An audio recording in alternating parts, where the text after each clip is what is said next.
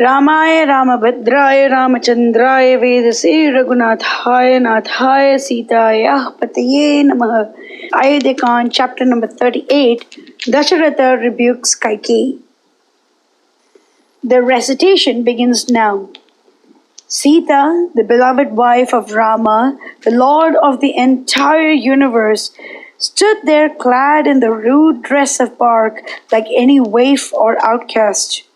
Everyone there, man and woman, rich and poor, gentle and simple, turned to Dasaratha and cried, "Fie, fie, shame upon you, king! Right noble is your act and all worthy of your line and state." 60,000 years had he reigned over them as an ideal king, fulfilling their dearest wishes of their heart.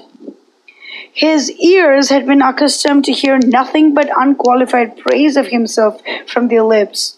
The unwanted censure and condemnation from those nearest and dearest to his heart was more than he could bear. What have I to do with life or fame or dharma hereafter? I care not what befalls me or others, now that the world has cast me out as branded with such infamy.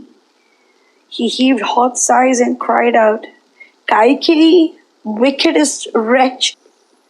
My Sita shall not proceed to the forest in the garments of a hermit, of tender youth and gently nurtured, brought up in the lap of luxury and comfort. It is but true what the holy Vasishtha said, that she is all unmeet to share the hardships of a forest life. Of utter purity, she knows no other observance, no other vow than to follow in the footsteps of her lord and beloved husband. A stranger to all guile, whom has she harmed in thought, word, or deed? The favorite child of the royal Janaka. How has she sinned that she should wander in the frightful forest, clad in the garb of hermits? Let her fling away from her the uncouth raiment that you have so kindly presented to her. Dare you assert that my boon to you included this? If she is inclined to follow Rama, let her go in all the splendor and luxury of a high rank, with such robes and ornaments as she might fancy. Grim death calls out to me, else I would not have sworn to you to fulfill your wishes, whatever they might be. And it has ended thus, fatally for me, and all atrociously unjust to Rama.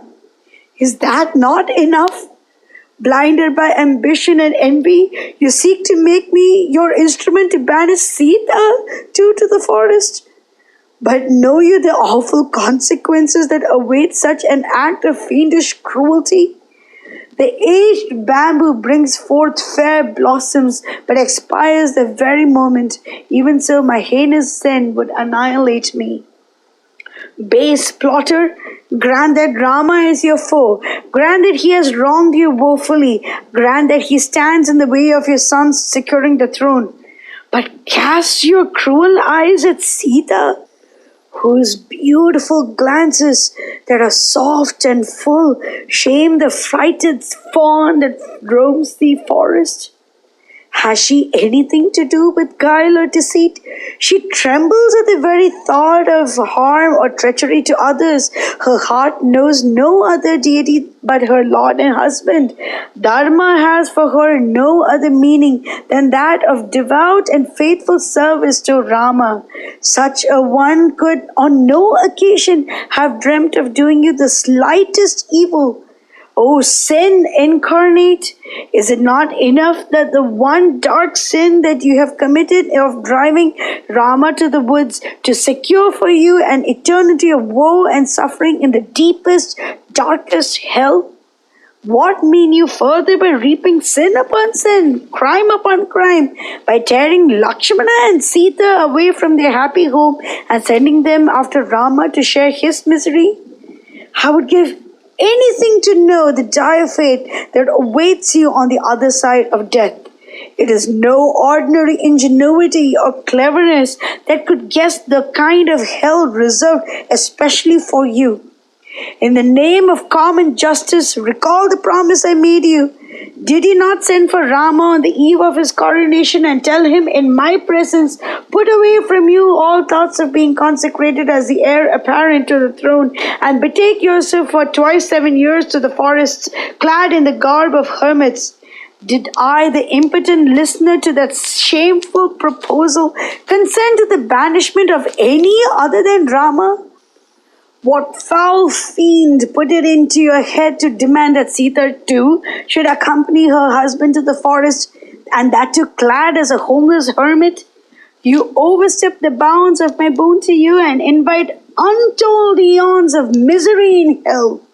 So raved he, the forlorn monarch, steeped in hopeless woe, the billows of grief caused by being torn apart from his darling child closed over his head, and he fainted right away. He came to himself after a while and sat with drooping head and shamefaced look. When Rama, ready to start on his momentous journey, addressed him reverentially and said, O mighty emperor, soul of righteousness, yon Kaushalya, my mother, is held in high esteem by all who know her. The winters of age have dowered her with all womanly virtues of head and heart. Convinced beyond a doubt that the highest dharma lies in keeping a promise, she allows not the least sign of her measureless grief to betray itself. She bears you no grudge, she blames you not. The world knows you as a liberal bestower of gifts and boons to whomsoever may beg them of you. None was ever known to go back, but he was richer for having come to you. Hence, I too am emboldened to beg of you a boon. I pray that I might find favor in your eyes. My mother, bereft of her only son, is all powerless to stem the torrent of grief of separation. That poor soul, this is her first and worst experience. High favor have you shown her, and unique consideration, in that she is the queen of your heart and realm. Yet, I would that you, in response to my prayers, accord her a kinder and more considerate treatment. I entreat you to watch over her, that she sink not under the heavy burden of sorrow and misery, engendered of constant thought of myself far away from her. She is as ignorant of the ways of the world and its wiles, even as a babe unborn. Your Majesty is her only stay and support. May I hope that you will not leave her to the tender mercies of her rivals and enemies. Your love and respect are the only hold she has on life till she sees me again. Pardon me if, once again, I proffer my prayers to you. She cannot bear to be away from me for even an hour. O mighty Lord, more puissant than Mahendra, I trust you to see that she quits not, during my absence, that careworn tenement of hers, wrapped in constant thought of her darling boy, far away in the dreary woods. I trust you to avoid me the dire necessity of seeking for my mother in the dread haunts of the Lord of Death on my return here from my sojourn in the woods. Mangalam Kaushalendraya, Mahaniya Gunabde, Chakravarti Dhanurjaya, Sarva Bhaumaya Mangalam.